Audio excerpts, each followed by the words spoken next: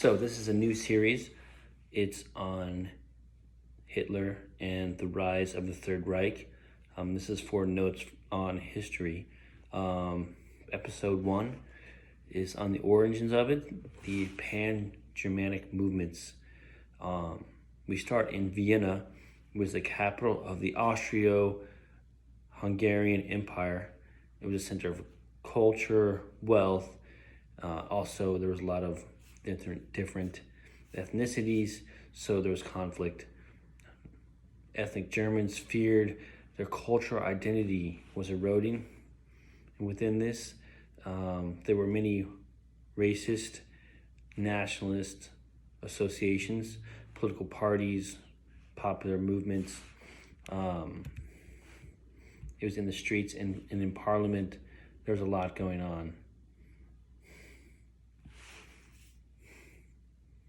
Here's a quote from a Viennese satirist, Karl Kraus. "Everyone is waiting for the end. Let's hope the apocalypse is pleasant, Your Highness." Right, so that's from 1899. At this time, there's this young rejected artist. He starts to get into politics. And there's a movement in Austria, especially, because of these minorities, all these different ethnicities, cultures. There's a movement that promotes and sees as superior everything German. The founder is Georg Ritter von Schroner. Georg Ritter von Schroner.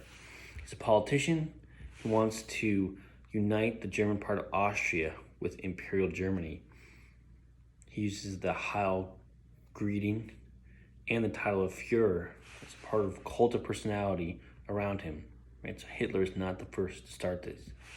He also sees the end of multinational Austro-Hungarian state coming. There's the Austro-Hungarian state, and this politician says this can't hold together.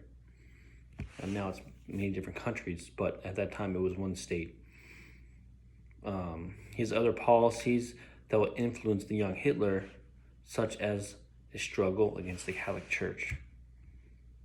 Another one is celibacy until the age of 25. There's a sense of mission, higher mission, which goes into that idea of celibacy until this age. So within this framework, there's Hitler and the Social Democrats. Social Democrats are the most popular, influential party in pre-war Vienna. Pre-war as in before World War I. Hitler, he's young at this time. He loathes their internationalist outlook and relationship with the Slavs, right? He hates the Social Democrats, how they relate to the Slavs. Hitler hates Slavs from the very beginning. He sees them as totally un-German in their manner, how they are. Now, anti-Semitism is also present, but the biographer said it's probably starting in Vienna. There are many Jews from Eastern Europe and many anti-Semites in Vienna before the First World War, include the mayor of Vienna, Luger. Greater Vienna must not become a greater Jerusalem. Luger was, that's what he would say. He was of the Christian Social Party. He did many things for the less fortunate, and Hitler admired him. Right? So within this charity, there's also this strand of anti-Semitism. So another man, Guido von List, he taught that there was the Aryan master race and the non-Aryan herd. The masters and the herd. And the Nazis will have this idea very present when they take power and how they govern. There's a disciple, Joseph Adolf Lanz von Liebenfels, who founded Astara, the first and only journal devoted to the researching and cultivation of the master race and its dominance. So there's journals, there's newspapers that are being founded to promote these ideas. There's the Alldeutsches Tageblatt. It's a pan-German daily newspaper. It was around, and Hitler reads this, so Hitler's reading these things. There's this movement happening. The biographer says that Hitler he's probably not born an anti-Semite. He became that way and was likely influenced by these anti-Semites in Vienna because he has these autodidactic, he self-learns, self-teaches, studies. They're autodidactic, and he's learning things, he's teaching himself things. So this is some of the things that he's reading in his education, his self-education. In fact, Hitler makes friends with Jews when he's living at a men's home at one point in his early life, right? So he has Jewish friends. That's a fact. He sells pictures to Jewish merchants during this time. He even says that Jews are a clever people and stick together better than Germans, right? So he serves the Jews, and he makes money from Jews, and he sees things about them when he's young.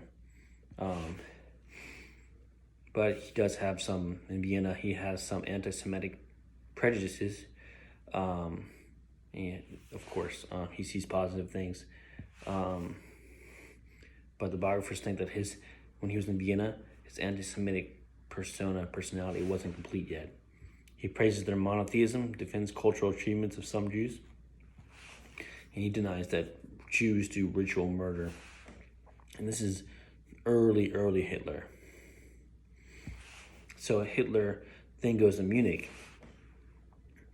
Dolphy, go to Munich. There's a quote from a young woman who gets to know Hitler and tells him to go to Munich.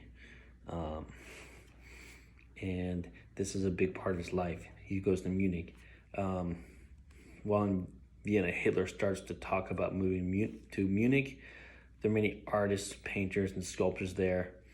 And he's drawn to the architecture and the boulevards and the galleries of the old masters.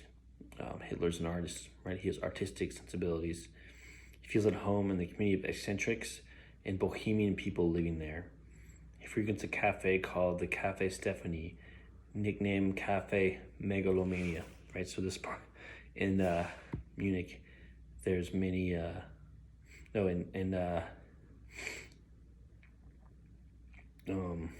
Munich, there's many megalomaniacs. He believes that he's on some divine mission from Providence to do what he did. He's a megalomaniac.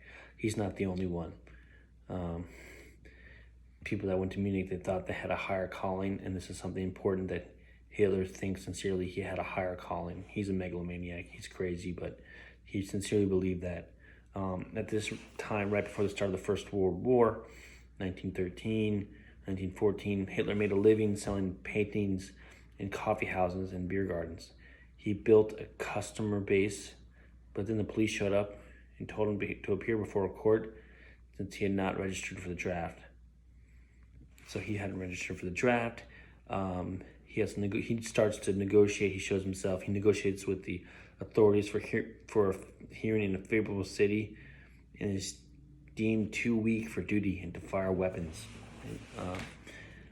So Hitler goes back to his quarters and avoids ultranationalist organizations like the Pan-Germanic League, which has an influential spokesman in Julius F. Lehman. At this moment, his life changes forever with the outbreak of the First World War. So, Hitler also has an inheritance at the time. His father had been a customs official. There's some other things that were happening in his early life. And he's from Austria, right? He goes to Vienna in his early years. So this is, as we were saying, a formative moment, and there's a lot going on before the First World War. So that will be the next episode on Hitler and the First World War.